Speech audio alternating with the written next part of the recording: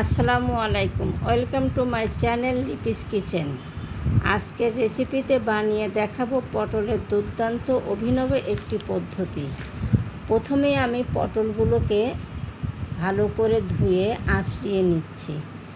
এবার আমি পটলের মাঝখানের অংশগুলো সবগুলা থেকে উঠিয়ে নিব। এখন আমি পটলের মাঝখানের অংশগুলো ফেলে না দিয়ে একটা বাটিতে নিয়ে এগুলোকে ম্যাশ করব, সঙ্গে একটা আলু দিয়েছি। এবার আমি এখানে একটা পেঁয়াজ কেটে রেখেছিলাম, সেটা দিয়েছি। কয়টা কাঁচামরিচ কুচি, ধনিয়া পাতা কুচি, স্বাদ মতো লবণ, হাফ চামচ হলুদের গুঁড়া, হাফ চামচ জিরার গুঁড়া, 1 চামচ কর্নফ্লাওয়ার আর 1 চামচ সরিষার তেল দিয়ে দিলাম। এখানে অর্ধেক ডিম দিয়ে দিয়েছি। এবার এটাকে আমি ভালো করে ম্যাশ করে নিব।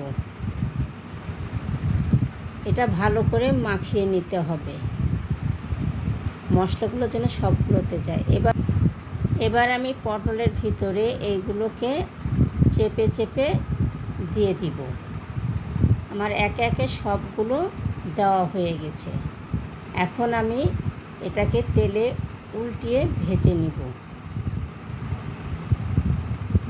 এবার আমি পটলগুলোকে সব উল্টিয়ে দিব। এখন ঢাকনা দিয়ে একটু ঢেকে দেব সিদ্ধ হওয়ার জন্য। আমার 2 পিঠ পটলগুলো ভাজা হয়ে গেছে খুব সুন্দরভাবে।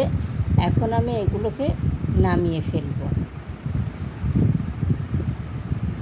তৈরি হয়ে গেছে আমার পটলের রেসিপি। এইভাবে বাসায় বানিয়ে দেখবেন, খেতে দারুণ লাগবে।